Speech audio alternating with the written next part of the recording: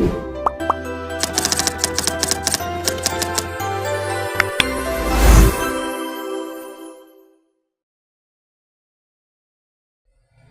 assalamualaikum warahmatullahi wabarakatuh.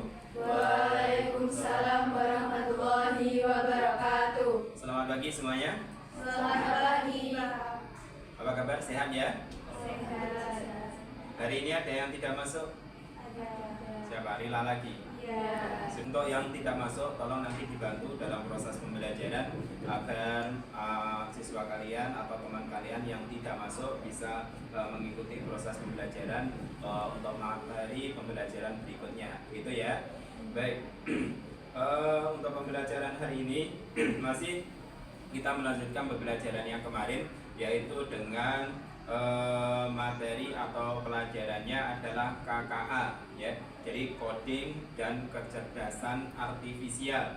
Untuk materi hari ini nanti kita akan membahas terkait dengan pengoperasian, pengaplikasian dan kolaborasi perangkat kecerdasan artifisial. Nah, ini untuk materi Bapak untuk 2 jam ke depan. Akan tetapi perlu saya review terlebih dahulu materi pembelajaran sebelumnya. Kira-kira kemarin kita sudah membahas terkait dengan kecerdasan artifisial, ya, atau kecerdasan buatan. Kira-kira ada yang bisa menyampaikan apa itu kecerdasan artifisial? Saya. Ya, silakan. Kecerdasan artifisial adalah kemampuan sistem komputer atau mesin untuk meniru kecerdasan manusia. Oke. Untuk terkait dengan kecerdasan manusia, ya, itu adalah kecerdasan buatan yang mana itu bukan untuk menggantikan kita, tetapi membantu kita dalam proses pembelajaran, ya. Kalau misalnya di sekolah, kemudian proses pekerjaan kalau di tempat kerja, ya. Kemudian kira-kira seberapa penting, ya, kecerdasan artifisial itu dalam kehidupan sehari-hari, ya. Kira-kira ada yang bisa menjawab? Ya, silakan. Kecerdasan artifisial semakin penting dalam kehidupan kita karena kemampuannya membantu manusia menyelesaikan pekerjaan lebih cepat, akurat, dan efisien. Oke, jadi kecerdasan artifisial itu sangat membantu dalam proses pembelajaran kita khususnya di sekolah, kemudian membantu pekerjaan-pekerjaan kita yang biasanya kita laksanakan di tempat kerja, ya. Jadi sangat membantu sekali untuk kecerdasan artifisial.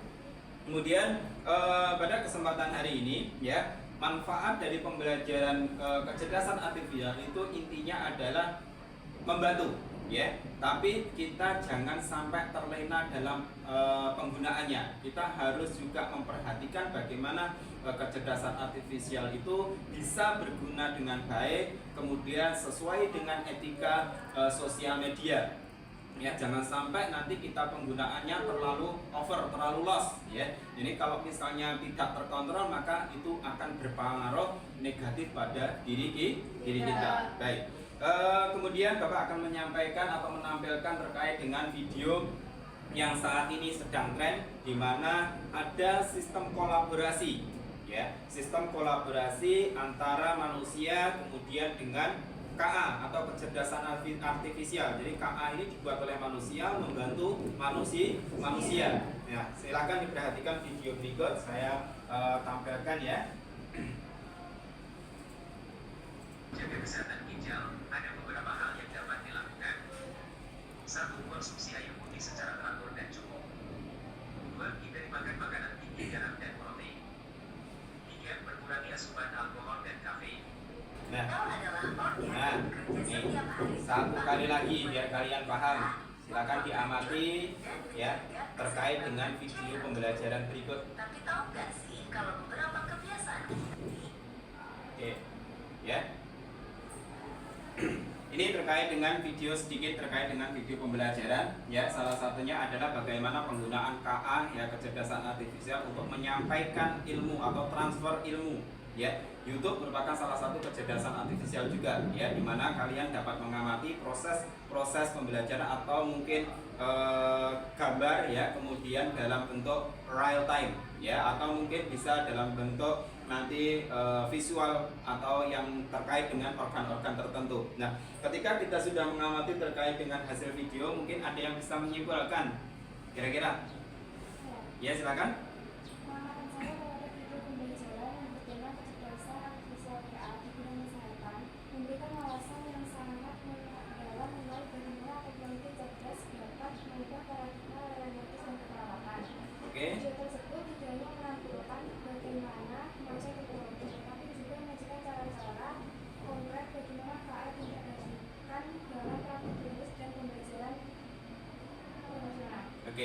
Baik, untuk saya tambahkan sedikit lagi ya, KA di bidang kesehatan yang akan kita bahas karena kita adalah orang medis ya. KA, peranan KA di bidang kesehatan. Banyak KA-KA atau kecerdasan artifisial yang kita sudah dibuat oleh ilmuwan untuk membantu sistem kesehatan di dunia, khususnya di bidang kesehatan. Salah satunya ada ronsen ya, kemudian ada MRI. KA itu dapat membantu menegakkan diagnosis. Nah, ini sangat luar biasa sekali apabila kita kembangkan, kemudian dapat membantu pekerjaan kita lebih ringan. Seperti itu ya. Paham kira-kira? Oke, jika sudah paham, pembelajaran hari ini yaitu peserta didik mampu ya, peserta didik mampu mengenali dan menerapkan perangkat kecerdasan artifisial pada area pemanfaatan secara umum dan khusus. Kemudian peserta didik mampu memilih perangkat kecerdasan artifisial yang sesuai untuk berkolaborasi. Nah, saat ini langsung ya, nanti untuk pengerjaannya adalah individu ya. Jadi silakan nanti kerjakan secara individu, kita belajar bareng ya. Untuk saat ini kita akan membahas mulai yang paling dasar dulu ya. Kira-kira kalian pernah dirawat di rumah sakit? Pernah dilakukan atau disarankan untuk kontrol? Nah, kadang-kadang kalau misalnya kita tidak melihat atau membuka hasil rekam mediknya kita, atau mungkin ya tidak pernah melihat discharge planning, kira-kira pernah tidak kita kelupaan kapan kita kontrol? Pernah kan? Nah, bagaimana langkah kita nanti biar kita tidak lupa kontrol misalkan. Nah, apalagi kita sebagai tenaga kesehatan, bagaimana kita penggunaan KA agar pasien itu tepat waktu untuk kontrol, seperti itu ya. Jadi untuk pembelajaran hari ini kita berkolaborasi ya, memilih perangkat kecerdasan artifisial untuk kolaborasi di bidang kita, yaitu bagaimana cara kita mengingatkan pasien untuk kontrol tepat waktu. Kita membuat times ya, membuat pengingat ya, biar nanti bisa pasien itu tepat waktu. Paham ya semuanya? Paham. Silakan menghadap ke komputernya masing-masing ya. Untuk instruksinya akan saya sampaikan di slide-nya.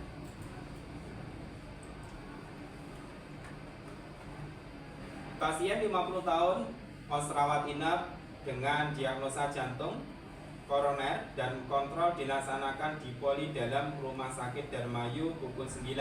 Nah, sekarang sudah setengah 9. Jadi nanti silakan dibuat jadwal kontrolnya jam 9 ya. Kemudian nanti untuk pengingatnya bisa kalian buat jam 8.45. Ya, jadi nanti mudah-mudahan 8.45 pengingat kalian sudah bisa digunakan. Jadi nanti seolah-olah pasien langsung bisa mendapatkan informasi pengingat kontrol. Ya, anggap saja nanti rumahnya dekat dengan rumah sakit gitu ya. Jadi biar cepat informasinya diterima oleh pasien. Ya.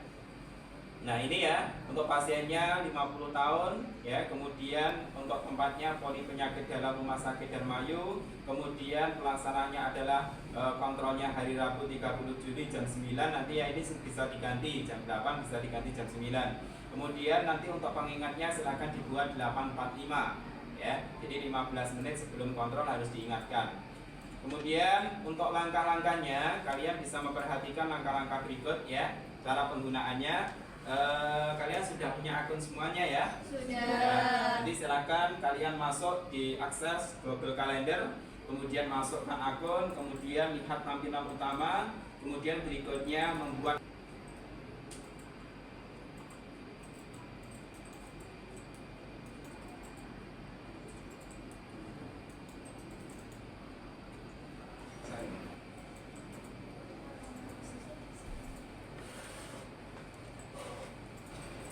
pakai akun.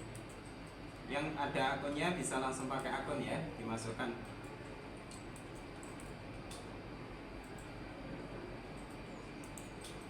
Nanti ke akun. Pakai akun aja saja.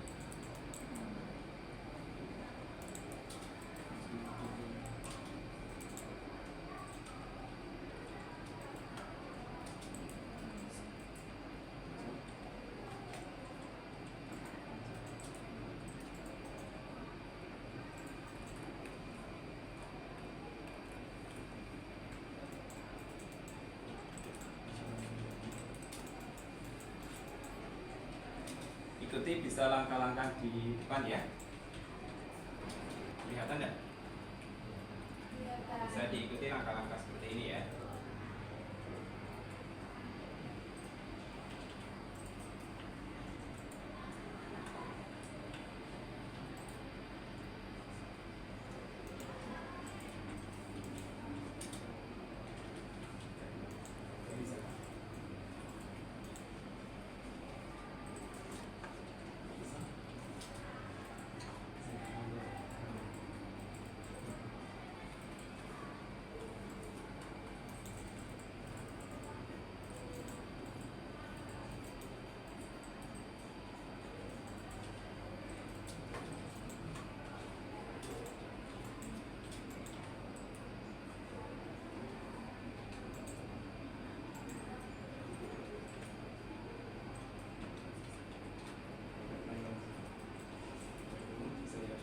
Bisa ditambahkan kredit tambahan.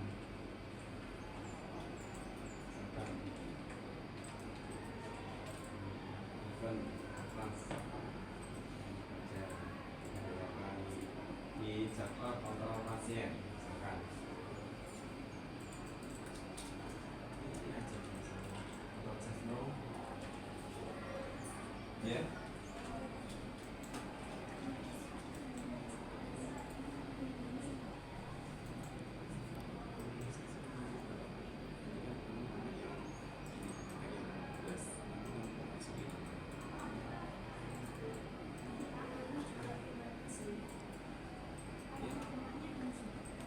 Untuk alamat rumahnya silahkan diisi, terserah.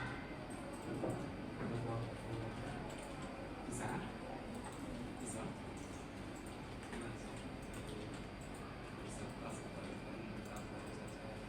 Ini detailnya apa? Jadwal kontrol pasien misalkan.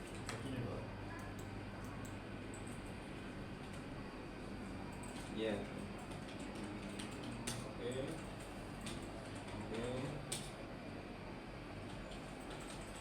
Ulang nggak? Kita pilih sini 119. Oke. Namanya kamu, kalau misalnya kamu dengan tertulis siapa? Misalkan.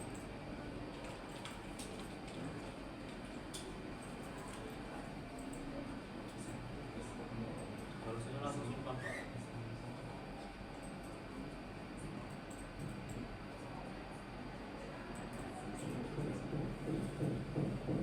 Ini mungkin kartunya.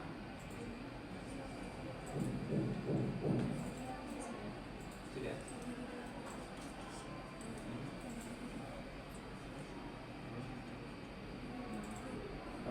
Jelaskan nanti kalau pasien 50 tahun dengan tujuan sampai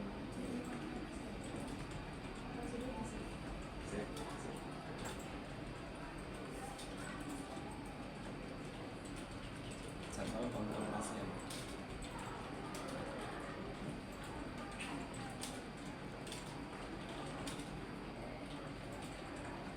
Tidak temukan kita untuk jadwal bis.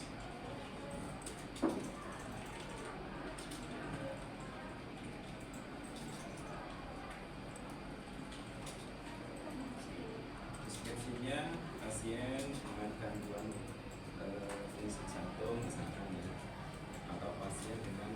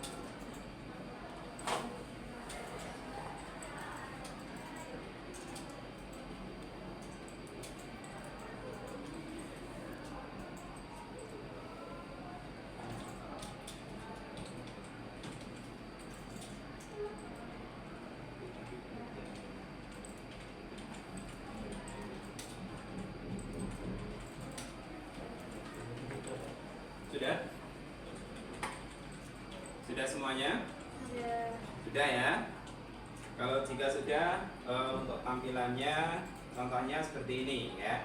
Ini contoh tampilan ketika kalian sudah mengerjakan terkait dengan KA ya, kecerdasan artifisial pengingat ya, untuk mengingatkan pasien. Nah, ini untuk contohnya adalah jam pembelajaran saya, misalkan mengajar di LPKC 2 hari Kamis ya. Kemudian jamnya jam 12, kemudian tempatnya SMK, pertemuan semester 1 ya. Kemudian pengingatnya dimulai 30 menit ya, atas nama saya sendiri. Nah, ini adalah contohnya. Kalau jika sudah selesai, dipersiapkan ya untuk salah satu siswa untuk mempresentasikan untuk hasilnya. Siapa? Ada yang bisa untuk mempresentasikan? Saya, Pak. Oke, siap.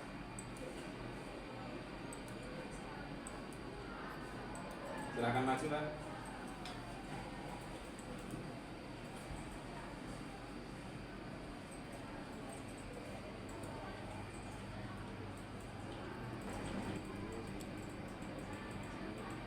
Assalamualaikum warahmatullahi wabarakatuh. Waalaikumsalam warahmatullahi wabarakatuh. Baik, terima kasih waktunya. Saya di sini ingin mempresentasikan hasil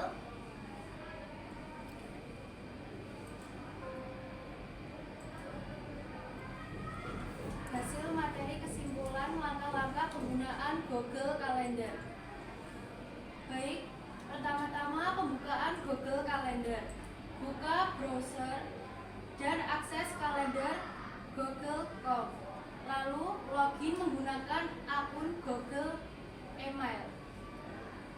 Membuat jadwal baru. 1. Klik tombol buat di sisi kiri atas. 2. Isi detail acara, judul, tanggal, jam, dan deskripsi. 3. Pilih lokasi dan tambahkan tamu jika diperlukan. Lalu menyesuaikan pengingat. 1. Atur notifikasi atau pengingat pop-up atau email. 2. Bisa diatur menit, jam, atau hari sebelum acara. Lalu menyimpan dan melihat jadwal. 1. Klik simpan untuk menyimpan acara. 2. Lihat jadwal di tampilan hari minggu atau bulan. Lalu mengedit atau menghapus jadwal. 1. Klik pada acara yang diubah. 2. Pilih ikon pensil untuk mengedit. 3. Klik ikon tempat sampah untuk menghapus acara. 3. Kelebihan Google Calendar. 1. Gratis dan terintegrasi dengan Gmail dan Google Meet. 2. Bisa diakses di komputer dan HP. 3. Mudah berbagi jadwal dengan orang lain. Contoh tampilan.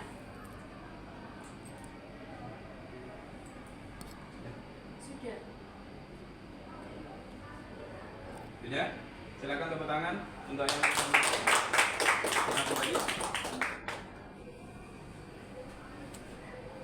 baik, nah dari yang dipresentasikan teman kalian, ada yang bisa sedikit menyimpulkan terkait dengan penggunaan KA, khususnya di pengingat atau menggunakan Google Calendar? Oke, silakan. Penggunaan KA dalam Google Calendar membantu tenaga kesehatan untuk mengelola waktu dengan lebih efektif, mengurangi risiko tumpang tindih jadwal, serta memastikan pasien mendapatkan informasi kontrol secara tepat waktu. Selain itu, pasien juga lebih mudah mengakses dan menyesuaikan jadwal kunjungan, sehingga meningkatkan keterlibatan mereka dalam proses pengobatan. Oke. Ada lagi yang bisa ditambahkan? Nggak ada ya? Baik, saya bantu untuk menyimpulkan terkait dengan hasil pembelajaran hari ini. Tadi ada yang sudah menyampaikan bahwa penggunaan KK Google Calendar sangat membantu ya. Tentunya benar sekali di mana proses penggunaan KA ini biasanya salah satunya dapat kita terapkan dalam kehidupan sehari-hari ya. Jadi kita bisa menggunakan kapan saja dan di mana saja, terutama bagi semuanya yang sudah mempunyai handphone. Dan saya tahu dan perlu diketahui bahwa saat ini handphone adalah salah satu yang paling apa ya, dibutuhkan ya. Mungkin kira-kira daripada ketinggalan uang mending apa? Daripada ketinggalan HP mending ketinggalan uang ya, karena pembayaran pun sekarang sudah bisa menggunakan handphone. Misalnya lupa bawa dompet, misalnya seperti itu ya, kita bisa menggunakan QRIS ya, dan langsung bisa transfer dan lain sebagainya. Nah, itu salah satu penggunaan KA yang ada di sekeliling kita atau di lingkungan kita. Nah, untuk selanjutnya mudah-mudahan apa yang disampaikan ini itu bisa kita terapkan nantinya ketika kita bekerja di rumah sakit ya. Apalagi nanti kalian juga akan praktek. Nah, itu syukur-syukur nanti kalian mendapatkan kasus. Nah, kasus itu atau pasien itu nanti bisa kamu kasih peringatan ya, atau mungkin pengingat ya, biar nanti tidak lupa kapan dia kontrol, kemudian kapan minum obat. Nah, itu juga bisa kita gunakan menggunakan salah satunya KA ini ya. Jadi kita bisa menggunakan KA ini untuk mengingatkan pasien kita ya. Bahkan kalau misalnya kamu mau membuat katakanlah jadwal diet misalkan, itu juga bisa ya. Nanti tinggal mengembangkan KA-nya menjadi yang lebih komprehensif sehingga dapat diakses oleh semua orang ya. Karena dunia digital saat ini sangat luar biasa, jadi bisa kita kembangkan bersama ya. Kemudian untuk selanjutnya ya, jangan lupa untuk pertemuan berikutnya kita akan membahas terkait dengan konsep dasar ya, dan cara kerja KA generatif ya, bagaimana prompt digunakan untuk menghasilkan output yang diinginkan. Nah, ya, untuk pertemuan berikutnya nanti kita tidak perlu menggunakan laptop atau PC, kita gunakan HP saja ya. Kita gunakan HP saja, bagaimana nanti kita penggunaan prompt-prompt yang mudah kita pahami ya. Kita bisa menggunakan chatbox ya, atau bisa menggunakan Gemini atau mungkin ChatGPT ya. Kita gunakan yang mudah-mudah dulu ya. Kemudian nanti kita bisa mengaplikasikan dalam proses pembelajaran di kelas. Itu ya. Nah, kemudian untuk hari ini kira-kira ada pertanyaan enggak? Tidak ada?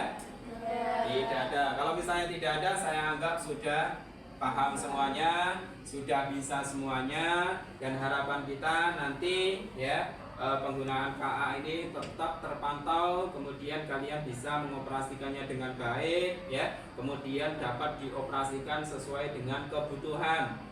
Jangan aneh-aneh ya, menggunakan HP jangan aneh-aneh, apalagi penggunaan KA nggak boleh aneh-aneh, itu yang utamanya ya.